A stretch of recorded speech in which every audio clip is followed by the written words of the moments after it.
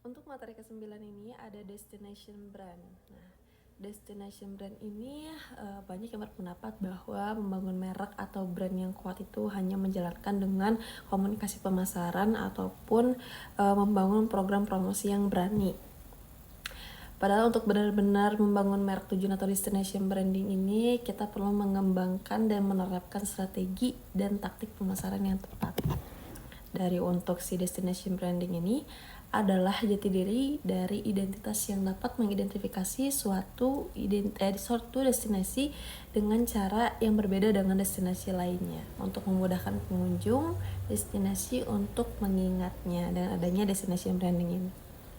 Nah, untuk destination branding itu menawarkan banyak ya keuntungan bagi wisatawan bagi pengelola wisatanya atau membedakan dari pesaingnya dan meningkatkan ekspektasi serta pengalaman yang diberikan oleh destinasi wisata. Nah, untuk konsep branding dari pariwisata ini adalah destination destination branding. Nah, melalui destination branding membantu wisatawan membedakan satu destinasi dengan destinasi lainnya. Selain itu, dibandingkan dengan destinasi serupa lainnya dapat memberikan nilai lebih terhadap si tempat wisata tersebut ya. Untuk strategi destinasi branding ini kita ada 3. Yang pertama itu ada positioning, yang keduanya ada differentiation, yang ketiga ada branding.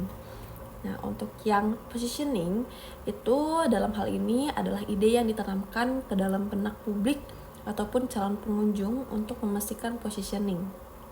Pemasaran destinasi wisata. Untuk memastikan positioning, destinasi wisata harus lebih kompetitif dan memastikan nilai penjualan agar produk ditawarkan lebih bernilai dibandingkan produk dari kompetitor yang lain. Contoh yang sangat populer itu Bali ya. Bali itu sebagai tempat wisata yang paling berculture, yaitu kayak dengan adanya tari Bali ataupun kayak yang topeng-topeng Bali itu menjadi salah satu destinasi wisata yang sangat disukain oleh wisatawan asing ya, dan juga identik dengan pantainya yang panas, yang sejuk, yang estetik itu banyaknya ada di Bali. Dan orang-orang luar negeri tuh banyaknya tuh datangnya ke Bali karena merupakan suatu identik dari khas Bali tersebut. Jadi mereka lebih penasaran dan pengen datang ke sana. Kayak gitu. Kemudian yang kedua ada differentiation atau diferensiasi ini tanpa positioning sesuai, penentuan diferensiasi juga tidak mudah dicapai. Karena dari diferensiasi produk, tempat wisata dapat tercermin lewat aspek 3A, yaitu atraksi, aksesibilitas, dan juga amenitas, yaitu kenyamanan. Nah, yang ketiga, ini ada branding ya. Branding menjelaskan mengenai cara destinasi wisata dapat menangani citra dan reputasinya melalui cara yang memenuhi janji kepada kepercayaan wisatawan. Seperti itu. Nah, kemudian next, ini ada destination branding terbentuk dari 4 elemen kunci. Jadi untuk destinasi branding ini mempunyai 4 elemen kunci. Yang pertama ada relationship with visitors atau hubungan dengan pengunjung. Yang kedua juga ada primary service relationship atau hubungan dengan layanan utama. Yang ketiga ada media relationship atau hubungan dengan media. Yang keempat juga ada brand infrastruktur relationship ya, atau hubungan dengan infrastruktur gitu. Nah, untuk 5 tahapan dalam mencapai destination market branding ini. Nah, kemudian kita ada 5 tahapan untuk mencapai destination branding ini. Yang pertama ada market investigation, itu analyze dan strategic recommendation. Yang kedua ada brand identity development. Yang ketiga ada brand launch and introduction ya. Yang keempat ada brand implementation. Yang kelima yang terakhir itu adalah monitoring, evaluasi dan juga review gitu.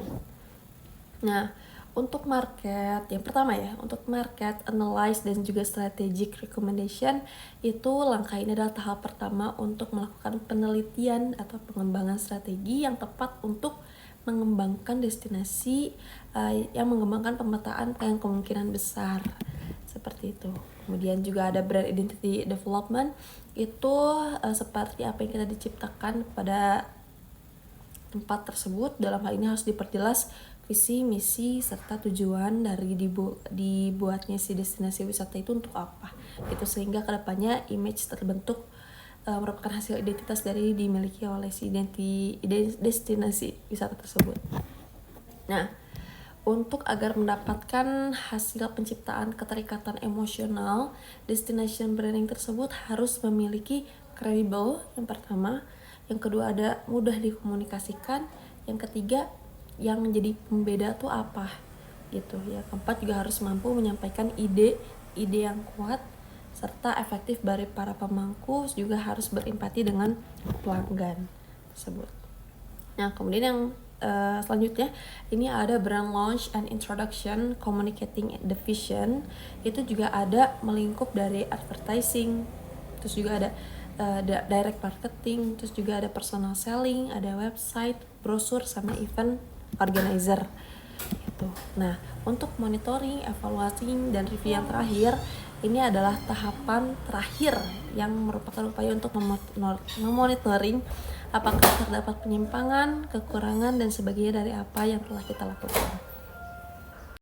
Untuk materi ke-9 ini ada destination brand. Nah, destination brand ini banyak yang berpendapat bahwa membangun merek atau brand yang kuat itu hanya menjalankan dengan komunikasi pemasaran ataupun membangun program promosi yang berani. Padahal untuk benar-benar membangun merek tujuan atau destination branding ini, kita perlu mengembangkan dan menerapkan strategi dan taktik pemasaran yang tepat. Dari untuk si destination branding ini adalah jati diri dari identitas yang dapat mengidentifikasi suatu destinasi dengan cara yang berbeda dengan destinasi lainnya, untuk memudahkan pengunjung destinasi untuk mengingatnya dan adanya destination branding ini. Nah, untuk destination branding itu menawarkan banyak ya keuntungan bagi wisatawan, bagi pengelola wisatanya, atau membedakan dari pesaingnya dan meningkatkan ekspektasi serta pengalaman yang diberikan oleh destinasi wisata. Nah, untuk konsep branding dari pariwisata ini adalah destination wisata ya, destination branding. Nah, melalui destination branding membantu wisatawan membedakan satu destinasi dengan destinasi lainnya. Selain itu, dibandingkan dengan destinasi serupa lainnya, dapat memberikan nilai lebih terhadap si tempat wisata tersebut ya. Untuk strategi destinasi branding ini kita ada 3. Yang pertama itu ada positioning, yang keduanya ada differentiation, yang ketiga ada branding. Nah, untuk yang positioning itu dalam hal ini adalah ide yang ditanamkan ke dalam benak publik ataupun calon pengunjung untuk memastikan positioning. Pemasaran destinasi wisata. Untuk memastikan positioning, destinasi wisata harus lebih kompetitif dan memastikan nilai penjualan agar produk ditawarkan lebih bernilai dibandingkan produk dari kompetitor yang lain. Contoh yang sangat populer itu Bali ya. Bali itu sebagai tempat wisata yang paling berculture, yaitu kayak dengan adanya tari Bali ataupun kayak yang topeng-topeng Bali itu menjadi salah satu destinasi wisata yang sangat disukain oleh wisatawan asing ya, dan juga identik dengan pantainya yang panas, yang sejuk, yang estetik itu banyaknya ada di Bali. Dan orang-orang luar negeri tuh banyaknya tuh datangnya ke Bali karena merupakan suatu identik dari khas Bali tersebut. Jadi mereka lebih penasaran dan pengen datang ke sana. Kayak gitu. Kemudian yang kedua ada differentiation atau diferensiasi ini tanpa positioning sesuai, penentuan diferensiasi juga tidak mudah dicapai. Karena dari diferensiasi produk, tempat wisata dapat tercermin lewat aspek 3A, yaitu atraksi, aksesibilitas, dan juga amenitas, yaitu kenyamanan.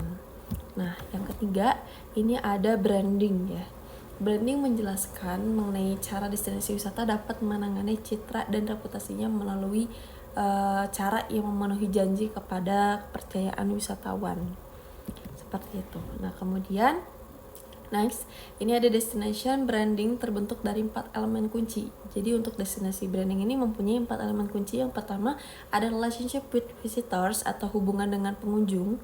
Yang kedua juga ada primary service relationship atau hubungan dengan layanan utama. Yang ketiga ada media relationship atau hubungan dengan media.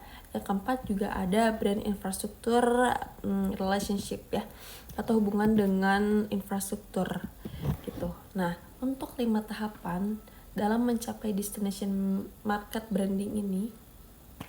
Nah, kemudian kita ada 5 tahapan untuk mencapai destination branding ini. Yang pertama ada market investigation, itu analyze dan strategic recommendation. Yang kedua ada brand identity development. Yang ketiga ada brand launch and introduction, ya. Yang keempat ada brand implementation. Yang kelima, yang terakhir itu adalah monitoring, evaluasi dan juga review gitu. Nah, untuk market, yang pertama ya, untuk market, analyze, dan juga strategic recommendation, itu langkah ini adalah tahap pertama untuk melakukan penelitian atau pengembangan strategi yang tepat untuk mengembangkan destinasi, yang mengembangkan pemetaan yang kemungkinan besar, seperti itu.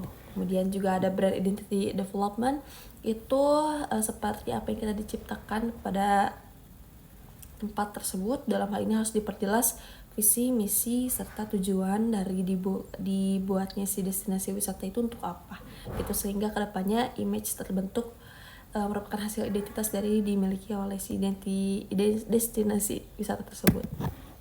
Nah, untuk agar mendapatkan hasil penciptaan keterikatan emosional, destination branding tersebut harus memiliki credible, yang pertama. Yang kedua ada mudah dikomunikasikan. Yang ketiga, yang menjadi pembeda tuh apa gitu ya. Keempat juga harus mampu menyampaikan ide yang kuat serta efektif dari para pemangku, juga harus berempati dengan pelanggan tersebut. Nah, kemudian yang selanjutnya ini ada brand launch and introduction, communicating the vision. Itu juga ada melingkup dari advertising, terus juga ada direct marketing, terus juga ada personal selling, ada website, brosur, sama event organizer gitu. Nah, untuk monitoring, evaluasi, dan review yang terakhir, ini adalah tahapan terakhir yang merupakan upaya untuk memonitoring apakah terdapat penyimpangan, kekurangan, dan sebagainya dari apa yang telah kita lakukan. Kembali di materi yang 10 ada personal branding. Nah, untuk penjelasan personal branding ini adalah penjelasan suatu proses komunikasi tentang kepribadian, tentang kemampuan, tentang nilai-nilai, keahlian, perilaku, prestasi, dan lain sebagainya, yang bagaimana semua itu bisa menimbulkan persepsi yang positif bagi kita dan juga masyarakat. Seperti itu. Nah, untuk si merek ini yang benar biasanya itu didesain dengan ada empat komunikasi. Yang pertama itu ada atribut, yang kedua itu ada manfaat, yang ketiga nilai, sama yang keempat itu ada kepribadian. Nah, kita untuk personal branding ini kita memiliki karakter-karakter. Nah, yang pertama itu ada personal brand, ini mana personal brand ini adalah persepsi yang tertanam dan terpelihara di benak orang lain ya, yang memiliki tujuan akhir agar publik punya pandangan positif terhadap kita. Nah, seperti itu. Yang kedua, ada yang mempunyai ciri khas ya. Nah, untuk personal brand ini kita harus punya ciri khas, misalnya kayak yang kuat menjelaskan sesuatu itu tuh, kalau kita tuh itu gitu, itu spesifik dari kita. Misalnya aku sukanya misalnya vlogger, atau misalnya aku adalah brand ambassador, misalnya ambassador dari Eger. Nah, aku suka spesifik itu suka alam, ya itu adalah spesifiknya kayak gitu. Terus juga harus relevan. Yang kedua itu merupakan personal brand yang berkaitan dengan karakter seorang tersebut, yang menjelaskan sesuatu yang dianggap penting yang dibutuhkan oleh masyarakat. Nah, yang ketiga itu harus konsisten. Yang konsisten itu adalah harus dilakukan secara terus-menerus ya. Nah, untuk dari hukum personal branding ini kita ada beberapa. Yang pertama itu ada 3 ya. Yang pertama itu ada membangun merek pribadi, yang merupakan suatu evolusi. Karena kalau dari brand itu nggak cuma dari suatu produk ya, tapi bisa dari diri kita juga gitu. Terus juga yang kedua ada merek pribadi, harus muncul dari pencarian identitas dan juga makna hidup. Nah, yang ketiga itu dengan menjelaskan personal brand dengan kepribadian diri kita dan menciptakan dasar mantap dan meningkatkan kepercayaan diri kita sendiri, seperti itu. Kemudian ada spesialisasi, yaitu the law of specialization kalau nggak salah. Itu yang pertama ada beberapa poin nih. Yang pertama itu ada ability atau kemampuan kita. Terus juga ada behavior atau perilaku kita. Yang ketiga ada lifestyle atau gaya hidup kita kayak gimana sih. Yang keempat ada mission atau misi. Yang kelima ada produk atau produk yang kita jual apa. Terus ada profesi sama session juga, seperti itu. Nah, untuk yang bagian kepemimpinan atau the law of leadership, Yang tadi kan itu ada the law of law of specialization. Yang ini ada the law of leadership. Itu yang ada dua, ada masyarakat membutuhkan sosok pemimpin yang mampu memotong ketidakpastian dan memberikan suatu arahan yang jelas, yang gak jelas gitu ya, untuk memenuhi kebutuhan mereka. Dan juga yang ini ada kepribadian atau the law of personality. Itu adalah konsep ini menghapuskan beberapa tekanan dengan ada pada the law of leadership, yaitu seseorang harus memiliki kepribadian yang baik namun tidak harus sempurna, karena di dunia tidak ada yang sempurna guys. Nah, untuk keistimewaan atau perbedaan dari the law of distinctiveness adalah untuk menciptakan kesan yang kuat, sebuah persona brand yang efektif harus mengekspresikan diri atau menampilkan diri kita dengan cara yang berbeda dengan yang lainnya gitu. Nah, kemudian juga dari persona brand ini kita ada visibilitas atau the law of visibility, yang dimana untuk menjadi sukses, persona brand itu harus dapat dilihat secara konsisten dan terus-menerus sampai merek tersebut terkenal. Seperti yang tadi disampaikan bahwa sebuah persona brand itu juga harus memiliki jiwa yang konsisten ya gitu. Kemudian juga ada kesatuan atau the law of unity. Itu kehidupan pribadi, perilaku persona brand harus sejalan dengan etika moral dan juga sikap yang telah ditentukan dari merek tersebut. Di sini juga ada ketumbuhan, the law of persistences, ada nama baik. Kemudian ada alasan mengapa persona brand itu harus efektif dan juga positif ya. Ini ada 3 alasan kenapa harus positif dan efektif, yaitu untuk membangun diferensiasi. Ya, menciptakan diferensiasi itu adalah hal yang penting bagi keberhasilan dari personal brand. Nah, yang kedua itu ada membangun positioning, yaitu persaingan ataupun positioning sangat menentukan kemenangan kita. Yang ketiga ada memperkuat persepsi brand yang tertanam pada publik begitu. Nah, untuk juga menjadi jembatan lahirnya kepercayaan atau trust, ini yang keempat, sama menjadi pesan kepada publik ya, bahwa kehadiran kita sebagai brand adalah solusi atas masalah dari kebutuhan si publik tersebut. Nah, terima kasih, sekian untuk materi ke-10, kita lanjut ke materi ke-11. Untuk materi ke-11 ini ada di creative branding ya. Nah, untuk si branding ini ya adalah gabungan dari 2 bagian utama, yaitu menggambarkan identitas, sama yang keduanya itu ada tafsiran halayak dari identitas yang mereka anggap, yang digabungkan menjadi satu, yaitu jadinya logo atau desain atau istilah khusus yang menggambarkan si suatu produk atau si perusahaan tersebut gitu. Nah, setiap aspek dari si branding ini harus memiliki ketersinambungan sehingga dapat menyampaikan core message atau pesan inti yang ingin disampaikan oleh produk tersebut.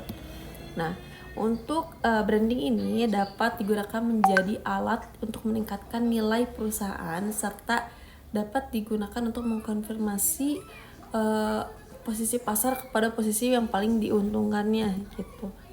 Nah, fungsi dari si creative branding ini untuk mengidentifikasi penjual untuk perusahaan yang menghasilkan suatu produk tertentu seperti itu. Nah, untuk si creative branding ini juga memiliki beberapa banyak manfaat, yaitu yang pertama adalah untuk alat di mana produk dapat diidentifikasi dan dipahami serta dihargai juga, dan juga yang kedua untuk mengkomunikasi pemasaran pemegang peranan yang penting dalam mengkomunikasikan esensi kepribadian merek dan dalam memberikan memberikan sesuatu untuk setiap hubungan gitu.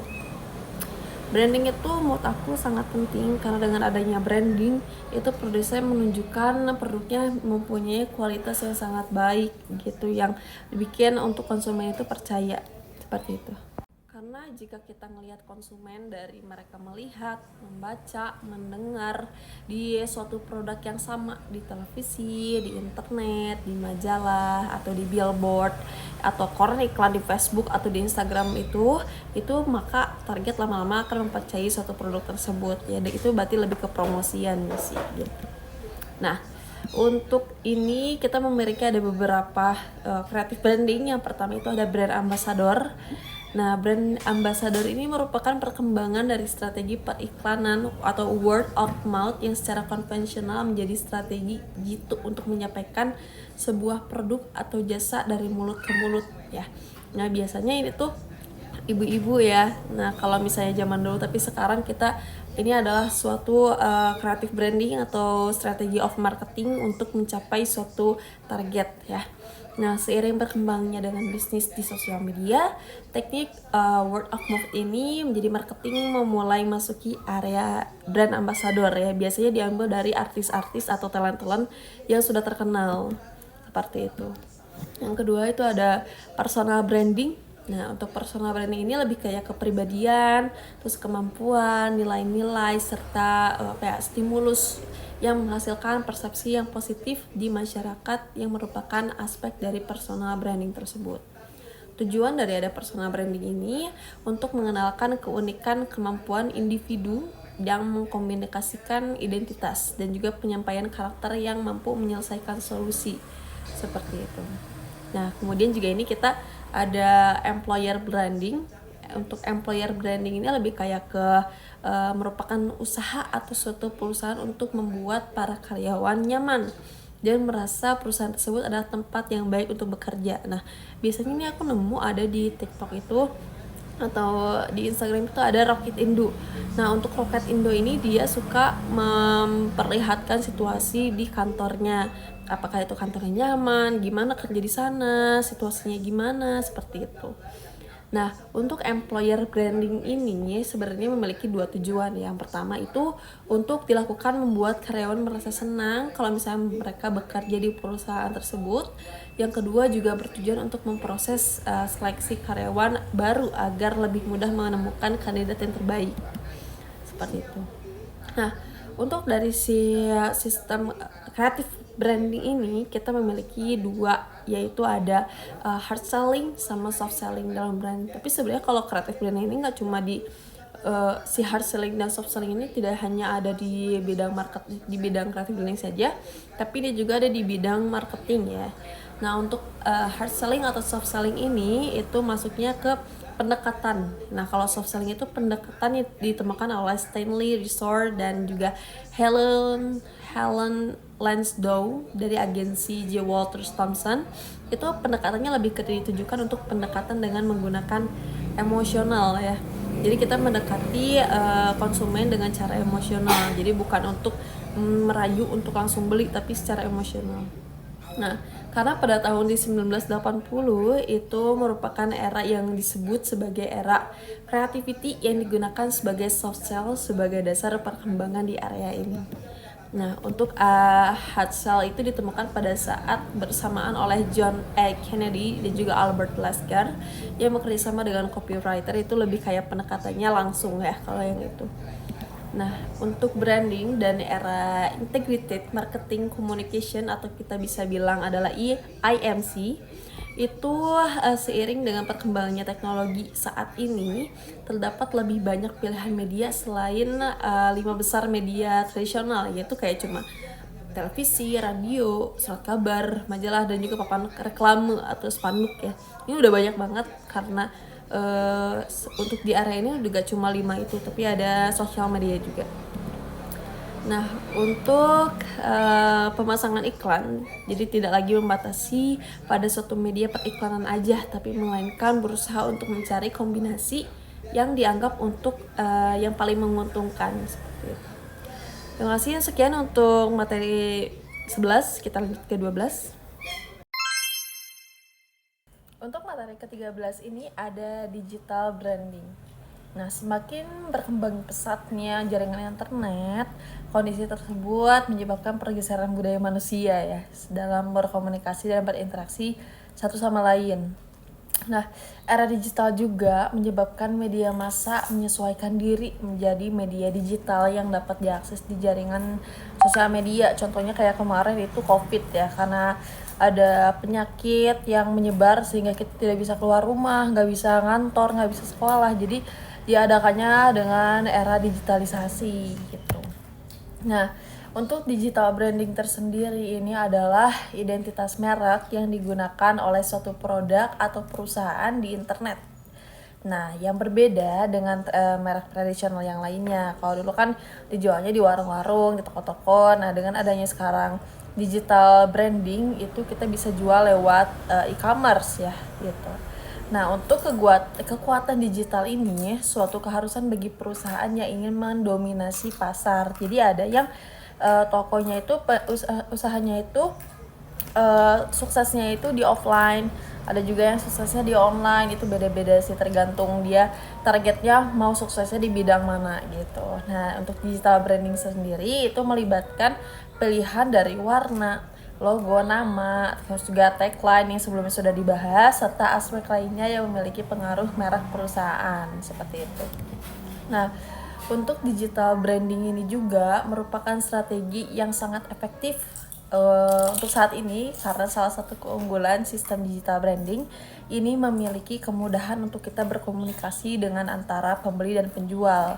Karena zaman waktu COVID itu kita tidak bisa membeli produk secara langsung, jadi kita apa-apa tuh dengan era digitalisasi, dengan beli di e-commerce dan lain sebagainya. Kalau misalnya kita ada kendala terhadap produknya, atau misalnya kita sebagai konsumen, atau misalnya kita sebagai penjual ingin menanyakan suatu alamat misalnya atau apapun kepada konsumen, kita bisa lewat chat seperti itu. Nah, untuk sistem pembayarannya itu lebih mudah juga digunakan karena memanfaatkan teknologi efisiensi waktu gitu.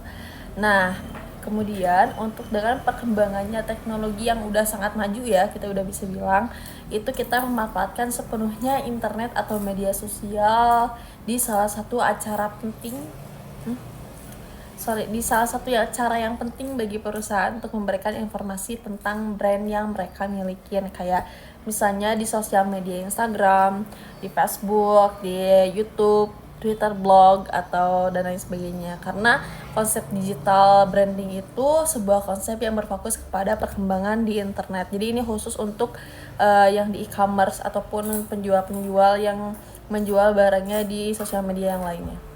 Nah, untuk branding digital kepribadian organisasi, kayak layanan atau produk yang kita diciptakan oleh jumlah semua pengalaman yang dimiliki seseorang dengan merek tersebut. Nah, ini tuh masih mencakup dengan hal-hal identitas visual, tapi sekarang udah mencakup titik kontak yang jauh lebih penting dan berpengaruh seperti interaksi media sosial, dan ulasan di online gitu. Nah, untuk ulasan online itu juga sangat berpengaruh ya untuk digital branding, karena dengan adanya pembeli dan penjual itu bisa mempengaruhi, ataupun dengan adanya rating dan ulasan dari customer itu akan mempengaruhi penjualan kita itu sukses atau enggak, atau berhasil atau enggak, seperti itu.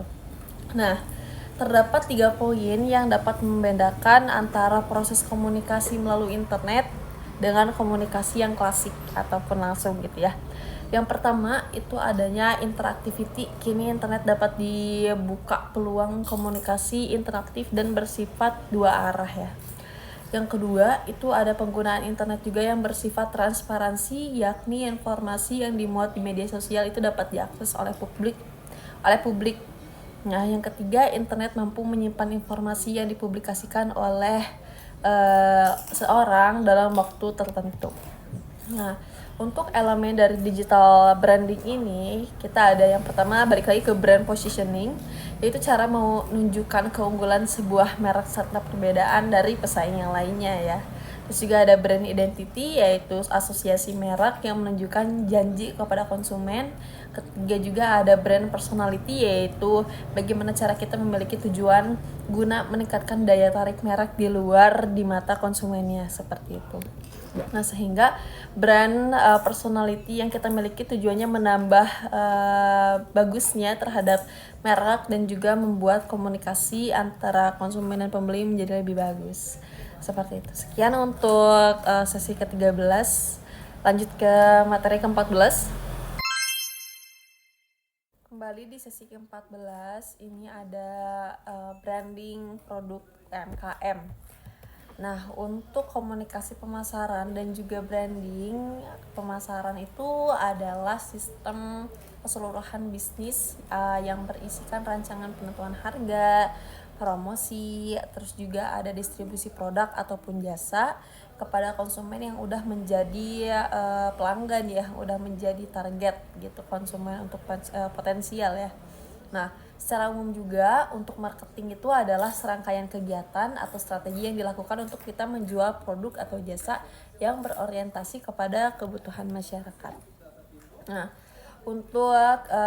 menurut Nofri Susan, branding merupakan proses menginteraksikan dari simbol-simbol yang diwujudkan ke dalam bentuk bahasa dan juga suara ataupun intonasi, gestur, serta visualisasi untuk mengkonstruksi sebuah makna yang kemudian menjadi identitas atau ciri khas kita dari sebuah objek tersebut gitu ya. Nah, salah satu faktor yang menentukan kesuksesan dalam kegiatan pemasaran yaitu adalah kekuatan dari si brand atau merek atau bisnis tersebut. Nah, kita bisa bilang brand itu adalah merek juga ya.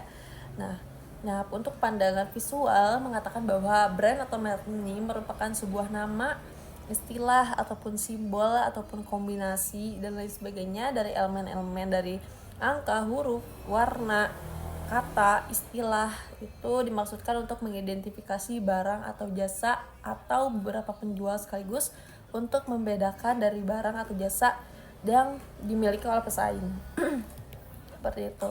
Nah, masuk ke bidang UMKM, nah bisnis atau usaha yang dibahas di dalam kajian ini, di dalam materi ini adalah usaha mikro, kecil, menengah atau bisa kita bilang UMKM ya.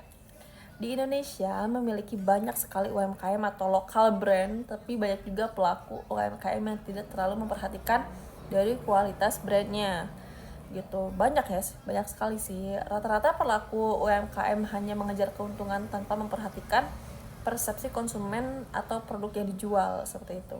Padahal dengan kita membangun persepsi itu sangat penting agar konsumen selalu ingat dengan produk yang kita jual seperti itu. Nah, perusahaan dari UMKM ini ya adalah perusahaan mikro kecil menengah yang dimiliki oleh seseorang atau sekelompok kecil dengan jumlah kekayaan atau pendapatan yang tertentu ya. Jadi kekuatan merek atau branding ini tidak datang secara instan atau langsung aja datang, tapi pasti ada strategi branding yang dapat membuat konsumen lebih persepsi dengan baik terkait produk dari UMKM tersebut. Nah, untuk era digital ini adalah masa kemunculan teknologi seperti jaringan internet. Nah, kita coba untuk bahas di bidang branding. Branding ini adalah sebuah simbol produk ya. Nah, untuk brand ini adalah aset yang gak terwujud atau tangible yang berupa rangkuman pengalaman terhadap sebuah entitas. Nah, nilai aset dari sebuah brand ini terbangun sangatlah tinggi karena bisa melebihi semua aset fisik entitas yang bersangkutan dan menciptakan dalam pikiran brand dapat membangun loyalitas dari pelanggan tersebut. Nah, untuk branding ini adalah salah satu strategi pemasaran modern yang sekarang banyak banget digunakan oleh para pengusaha untuk memasarkan produk atau jasanya. Nah, untuk fenomena ini kita bisa melihat bahwa banyak banget jenis komoditas yang dijual dengan menggunakan brand atau merek ya. Nah, merek itu adalah, balik lagi, brand atau merek itu adalah sebuah istilah, simbol, nama, kata, ataupun warna yang dikombinasikan yang dimaksudkan untuk mengidentifikasi produk atau jasa yang dijual di perusahaan tersebut. Nah, untuk UMKM ini kita memiliki beberapa konsep. Untuk konsep dalam membangun sebuah bisnis UMKM, maka sebelumnya harus menentukan terlebih dahulu nama dan simbol dari perusahaan UMKM tersebut itu apa gitu. Nah, untuk nama simbol berfungsi sebagai identitas perusahaan sekaligus sebagai pembeda dengan kompetitor lainnya. Biasanya kalau UMKM itu banyaknya di bidang makanan ya. Nah, makanan-makanan kecil biasanya mereka harus diberikan nama atau logo ataupun apa nih nama si makanan ini biar beda nih dengan yang lainnya. Kenapa aku harus beli makanan ini gitu. Nah, begitupun dengan produk UMKM ditentukan terlebih dahulu merek dari produk tersebut ya. Nah, jika merek tersebut memiliki arti yang bermakna, yang gampang diingat, dan perusahaan mampu memperkenalkan kepada masyarakat dengan baik, maka merek tersebut akan berusaha untuk lebih dikenal oleh masyarakat. Karena kekuatan brand ini juga dipengaruhi oleh kualitas produk atau layanan yang kita berikan ya. Proses membangun brand inilah yang disebut dengan sebagai branding. Nah, ini juga ada hambatan. Terdapat dari hambatan untuk usaha UMKM dalam menerapkan branding ya. Untuk usaha mikro kecil menengah ini atau UMKM ini sering disebut sebagai UMKM yang memiliki peran penting bagi perekonomian di Indonesia. Nah, dengan ada UMKM ini telah membuka lapangan kerja bagi masyarakat dan juga sebagai generasi penerus wirausaha yang sedang berjalan saat ini. Seperti itu. Terdapat beberapa contoh merek produk UMKM Indonesia yang sudah dikenal masyarakat dan mampu menjangkau pasar internasional. Lain adalah Rumah Kecapi, Pandan Sari, terus juga ada nih parfum yang lagi viral sekarang itu adalah Humans ya. Terus juga ada lagi itu Warah juga ada sampai ke luar negeri tuh. Terus juga apalagi ya, banyak sih SK makeup. Nah, terus banyak sih dan lain sebagainya. Nah, kunci utama untuk membangun branding di era digital ini adalah merek identik dengan biaya yang mahal. Membangun merek itu rumit dan tanggung jawab merek itu masih berada pemilik UMKM, bukan pada organisasi dalam UMKM tersebut. Dengan memanfaatkan teknologi yang ada di era digital ini, maka menjadi salah satu solusi untuk mengatasi hambatan UMKM dalam membangun branding. Begitu, dengan ada internet, maka aktivitas semakin mudah. Juga selain itu juga kita bisa membangun omset, membangun target penjualan, dan juga membangun antara pembeli dan juga penjual dalam suatu produk. Nah, seperti itu. Mungkin sekian untuk materi ke-14. Kurang lebihnya saya mohon maaf. Terima kasih. Wassalamualaikum warahmatullahi wabarakatuh.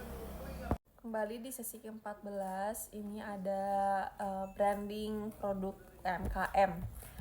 Nah, untuk komunikasi pemasaran dan juga branding pemasaran itu adalah sistem keseluruhan bisnis yang berisikan rancangan penentuan harga, promosi, terus juga ada distribusi produk ataupun jasa kepada konsumen yang udah menjadi pelanggan ya, udah menjadi target gitu konsumen untuk potensial ya. Nah, secara umum juga untuk marketing itu adalah serangkaian kegiatan atau strategi yang dilakukan untuk kita menjual produk atau jasa yang berorientasi kepada kebutuhan masyarakat. Nah, untuk menurut Nofri Susan, branding merupakan proses menginteraksikan dari simbol-simbol yang diwujudkan ke dalam bentuk bahasa dan juga suara ataupun intonasi, gestur, serta visualisasi untuk mengkonstruksi sebuah makna yang kemudian menjadi identitas atau ciri khas kita dari sebuah objek tersebut gitu ya. Nah, salah satu faktor yang menentukan kesuksesan dalam kegiatan pemasaran yaitu adalah kekuatan dari si brand atau merek atau bisnis tersebut. Nah, kita bisa bilang brand itu adalah merek juga ya. Nah, untuk pandangan visual mengatakan bahwa brand atau merek ini merupakan sebuah nama, istilah ataupun simbol ataupun kombinasi dan lain sebagainya dari elemen-elemen dari angka, huruf, warna, kata, istilah itu dimaksudkan untuk mengidentifikasi barang atau jasa atau beberapa penjual sekaligus untuk membedakan dari barang atau jasa yang dimiliki oleh pesaing. Seperti itu. Nah, masuk ke bidang UMKM, nah bisnis atau usaha yang dibahas di dalam kajian ini, di dalam materi ini adalah usaha mikro kecil menengah atau bisa kita bilang UMKM ya. Di Indonesia memiliki banyak sekali UMKM atau lokal brand, tapi banyak juga pelaku UMKM yang tidak terlalu memperhatikan dari kualitas brandnya gitu. Banyak sekali sih. Rata-rata pelaku UMKM hanya mengejar keuntungan tanpa memperhatikan persepsi konsumen atau produk yang dijual seperti itu. Padahal dengan kita membangun persepsi itu sangat penting agar konsumen selalu ingat dengan produk yang kita jual seperti itu. Nah, perusahaan dari UMKM ini ya adalah perusahaan mikro kecil menengah yang dimiliki oleh seseorang atau sekelompok kecil dengan jumlah kekayaan atau pendapatan yang tertentu ya. Jadi kekuatan merek atau branding ini tidak datang secara instan atau langsung aja datang, tapi pasti ada strategi branding yang dapat membuat konsumen lebih persepsi dengan baik terkait produk dari UMKM tersebut. Nah, untuk era digital ini adalah masa kemunculan teknologi seperti jaringan internet. Nah, kita coba untuk bahas di bidang branding. Branding ini adalah sebuah simbol produk ya. Nah, untuk brand ini adalah aset yang gak terwujud atau tangible yang berupa rangkuman pengalaman terhadap sebuah entitas. Nah, nilai aset dari sebuah brand ini terbangun sangatlah tinggi karena bisa melebihi semua aset fisik entitas yang bersangkutan dan menciptakan dalam pikiran brand dapat membangun loyalitas dari pelanggan tersebut. Nah, untuk branding ini adalah salah satu strategi pemasaran modern yang sekarang banyak banget digunakan oleh para pengusaha untuk memasarkan produk atau jasanya. Nah, untuk fenomena ini kita bisa melihat bahwa banyak banget jenis komoditas yang dijual dengan menggunakan brand atau merek ya. Nah, merek itu adalah, balik lagi, brand atau merek itu adalah sebuah istilah, simbol, nama, kata, ataupun warna yang dikombinasikan yang dimaksudkan untuk mengidentifikasi produk atau jasa yang dijual di perusahaan tersebut. Nah, untuk UMKM ini kita memiliki beberapa konsep. Untuk konsep dalam membangun sebuah bisnis UMKM, maka sebelumnya harus menentukan terlebih dahulu nama dan simbol dari perusahaan UMKM tersebut itu apa. Gitu. Nah, untuk nama simbol berfungsi sebagai identitas perusahaan sekaligus sebagai pembeda dengan kompetitor lainnya. Misalnya, biasanya kalau UMKM itu banyaknya di bidang makanan ya. Nah, makanan-makanan kecil biasanya mereka harus diberikan nama atau logo ataupun apa nih nama si makanan ini biar beda nih dengan yang lainnya. Kenapa aku harus beli makanan ini gitu. Nah, begitupun dengan produk UMKM ditentukan terlebih dahulu merek dari produk tersebut ya. Nah, jika merek tersebut memiliki arti yang bermakna, yang gampang diingat, dan perusahaan mampu memperkenalkan kepada masyarakat dengan baik, maka merek tersebut akan berusaha untuk lebih dikenal oleh masyarakat. Karena kekuatan brand ini juga dipengaruhi oleh kualitas produk atau layanan yang kita berikan ya. Proses membangun brand inilah yang disebut dengan sebagai branding. Nah, ini juga ada hambatan. Terdapat dari hambatan untuk usaha UMKM dalam menerapkan branding ya. Untuk usaha mikro kecil menengah ini atau UMKM ini sering disebut sebagai UMKM yang memiliki peran penting bagi perekonomian di Indonesia. Nah, dengan adanya UMKM ini telah membuka lapangan kerja bagi masyarakat dan juga sebagai generasi penerus wirausaha yang sedang berjalan saat ini. Seperti itu. Terdapat beberapa contoh merek produk UMKM Indonesia yang sudah dikenal masyarakat dan mampu menjangkau pasar internasional. Lain adalah Rumah Kecapi, Pandan Sari, terus juga ada nih parfum yang lagi viral sekarang tuh adalah Humans ya. Terus juga ada lagi itu Warah juga ada sampai ke luar negeri tuh. Terus juga apalagi ya, banyak sih SK makeup. Nah, terus banyak sih dan lain sebagainya. Nah, kunci utama untuk membangun branding di era digital ini adalah merek identik dengan biaya yang mahal. Membangun merek itu rumit dan tanggung jawab merek itu masih berada pemilik UMKM, bukan pada organisasi dalam UMKM tersebut. Dengan memanfaatkan teknologi yang ada di era digital ini, maka menjadi salah satu solusi untuk mengatasi hambatan UMKM dalam membangun branding. Begitu, dengan adanya internet maka aktivitas semakin mudah. Juga selain itu juga kita bisa membangun omset, membangun target penjualan, dan juga membangun antara pembeli dan juga penjual dalam suatu produk. Nah, seperti itu. Mungkin sekian untuk materi ke-14. Kurang lebihnya saya mohon maaf. Terima kasih. Wassalamualaikum warahmatullahi wabarakatuh.